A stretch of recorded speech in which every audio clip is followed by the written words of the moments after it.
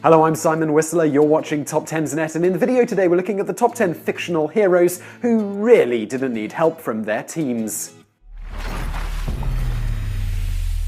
Number 10. Why does Legolas need the Fellowship of the Ring? Like any good RPG party, the Fellowship of the Ring is comprised of characters with complementary skills. Aragorn is the warrior, Gandalf is the white mage, and Legolas is the immortal, nigh unkillable elven god king.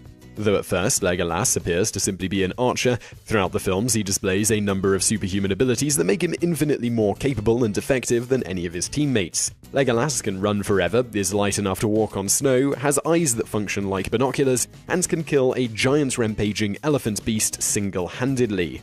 While his age is never stated in either the films or the books, it's estimated that he is somewhere in the region of several thousand years old, meaning he also has literal millenniums worth of battle experience and knowledge that nobody ever thinks to take advantage of. Legolas is a walking SWAT team capable of murdering a small army on his own, and is swift and agile enough to outrun or simply sneak around any potential threat. Which begs the question, what possible use could he have for human or dwarven allies? Hobbits are said to be naturally sneaky and great at remaining unseen, which complements Legolas's ability to nail an orc through the eyes with an arrow from 8 football fields away. But why would he bother traveling with a dwarf in heavy plate armor that admits to being useless at traveling long distances, when the whole point of the journey is to travel hundreds of miles? The Fellowship should have simply given the ring to Legolas and watched him rage sprint his way to Mount Doom to shoot it directly into the heart of the volcano while giving Sauron the elven equivalent of the finger.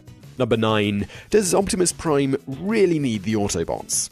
Optimus Prime is the wizened leader of the Autobots, a team of giant and kind of dumb-looking robots who throughout the course of the live-action Transformers movies suck more than the actual series itself. Seriously, go back and watch the films. We did, and we regret not drinking more. Optimus Prime is the only competent member of the Autobots. Every significant victory comes as a direct result of Optimus Prime whipping out his flaming arm blades and carving through the Decepticons like they're made of testicle-warm butter.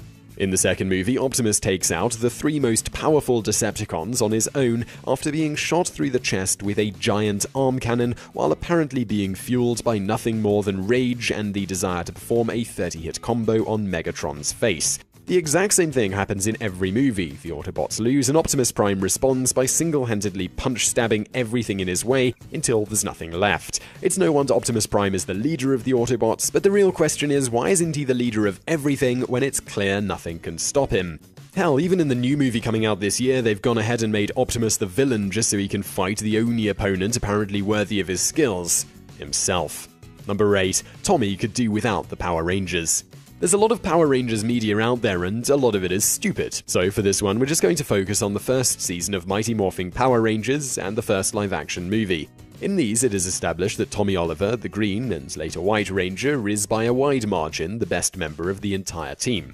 As both the Green and White Ranger, Oliver is clearly more powerful than even the combined might of his teammates. He has cooler armor, his Zord is a giant Godzilla-sized dragon that can compete with the Megazord, and when he dons his white armor, he gets access to a magic sword that flies. In the live-action Power Rangers movie, it's also established that Tommy's Ninja Zord, just roll with it, has missiles that instantly dissolve a giant building-sized robot that has previously held its own against 2 of his teammates. So why doesn't any other Zord have access to this kind of firepower? It clearly works, and nobody ever comments on the fact that Oliver vanquishes their most powerful foe to date from 10 blocks away with a single button press. Number 7. Mace Windu doesn't exactly need backup, like, ever. The Jedi are basically space wizard samurai, and while every Jedi is a skilled combatant, they tend to specialize in different disciplines, and there is a definite hierarchy in terms of sheer combat prowess. Firmly atop this list is Mace Windu. Skilled in a style of lightsaber combat known for its unpredictability, Windu is known in Star Wars canon for being the most ferociously terrifying master of slapping people to death with laser swords in the universe. Windu defeated the Dark Lord of the Sith in a one-on-one duel and only lost when he was betrayed by Anakin Skywalker, proving that his only real weakness is other people, since if Anakin hadn't been there, Windu would have likely drop-kicked the elderly space-racist Emperor out of a nearby window and used his bright purple lightsaber to write insulting messages in the air as he fell. Number 6. Groot is the only Guardian the galaxy needs. Despite having a vocabulary of only 3 words, one of which is his own name, Groot, the sentient tree man from Marvel's biggest surprise hit, is actually supposedly pretty smart in the comics. In addition, Groot is among the strongest individuals in the Marvel universe, possessing a near-impervious hide and is functionally immortal, provided a single sprig of his gigantic tree form survives whatever damage he sustains. Which makes it kind of odd that the leader of the Guardians of the Galaxy isn't the invincible tree man who physically cannot die, but the human with a gun and a cool mask. This isn't to say that the Guardians of the Galaxy aren't a force to be reckoned with, it's just that Groot is clearly the member who needs the least help.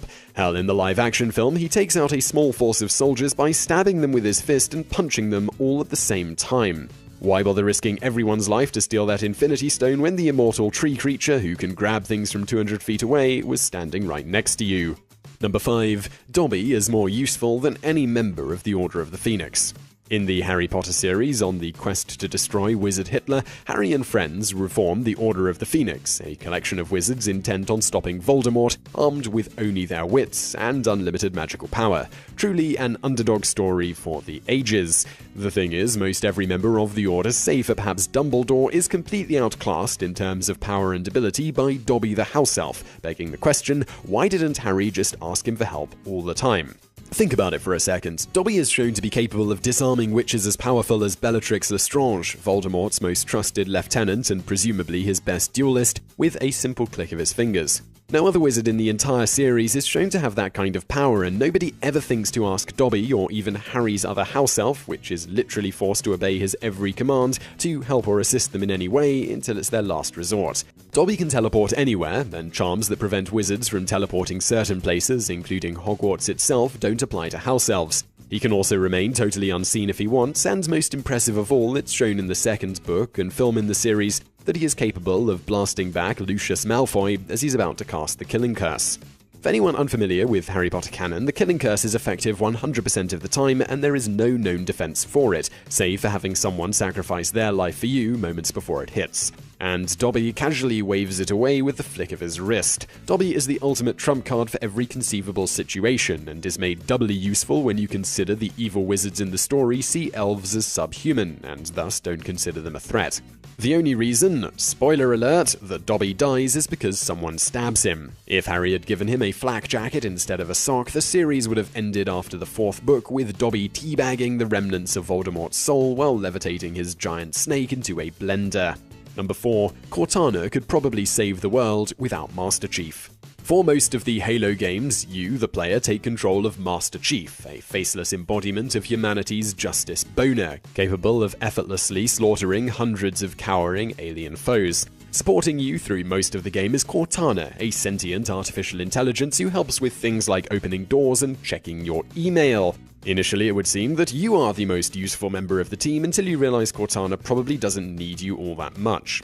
For most of the games, Master Chief basically functions as a glorified USB drive, physically taking Cortana from place to place so she can solve the problem. She can hack any known human or alien system, has an infinite potential for learning, and has no physical form, meaning she is immune to harm.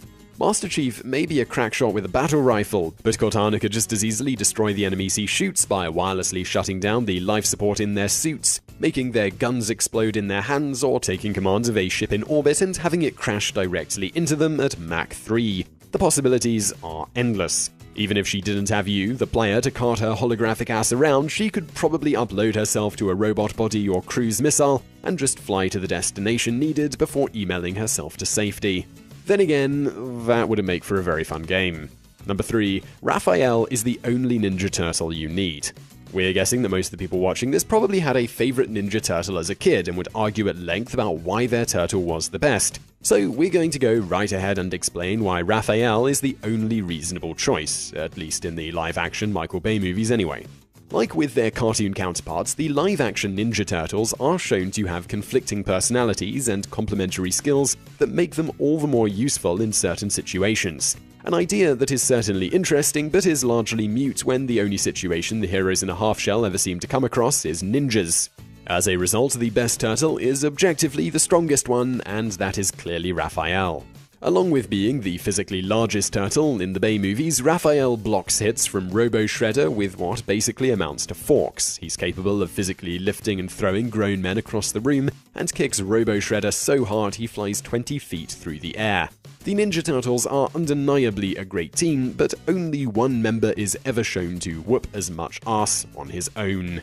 Number 2. Reed Richards doesn't need the Fantastic Four, or anyone really. Fun fact, in Marvel canon, Reed Richards, aka Mr. Fantastic, is regarded as one of the single most intelligent people in the entire universe, supposedly only being outclassed by Doctor Doom, who really is in a league of his own. During his tenure as a comic character, Richards has invented dozens of world-changing devices, from universal translators to an actual time machine. In the comics, he also uses his dong to make a child called Franklin Richards, who can warp reality at will and travels to other dimensions and encounters other versions of himself in possession of an infinite gauntlet, a device that makes the wearer the equivalent of a god. The thing is, Richards never actually does anything with this world-changing tech. He could have cured super cancer in his sleep and ended world hunger with a gun that fires sandwiches, but he just doesn't. This is such a running joke that Richards is the basis of a trope pointing out how a guy who calls himself Mr. Fantastic actually kind of sucks at helping people. So while it's evident he doesn't actually need the help of a guy who can set himself on fire or a man made of rocks, he probably wouldn't do anything differently if they weren't there anyway. Number 1. Bugs Bunny could have solved Space Jam in 7 minutes. We're not going to insult anyone by pretending that there's a person watching this who isn't familiar with Space Jam. Michael Jordan dunks on a bunch of aliens with the help of Bugs Bunny and the other Looney Tunes. Enough said. Here's the thing though, according to the closest thing the Looney Tunes world has to a god, Chuck Jones, the entire plot of Space Jam was unnecessary because, in his opinion, Bugs Bunny could have solved the entire thing in the space of a normal 7-minute short.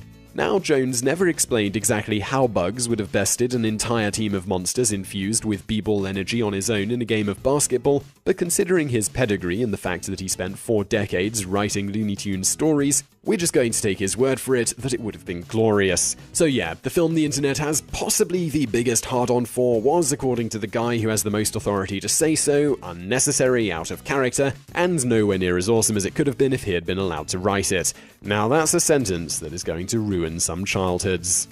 So I really hope you liked that video about superheroes. If you did, please do hit that thumbs up button below, and don't forget to subscribe if you haven't already. There's a button on the screen as well as below me now. We put out brand new videos just like this every day of the week. Also, over there on the right, a couple of other videos that you might enjoy if you enjoyed this one, and thank you for watching.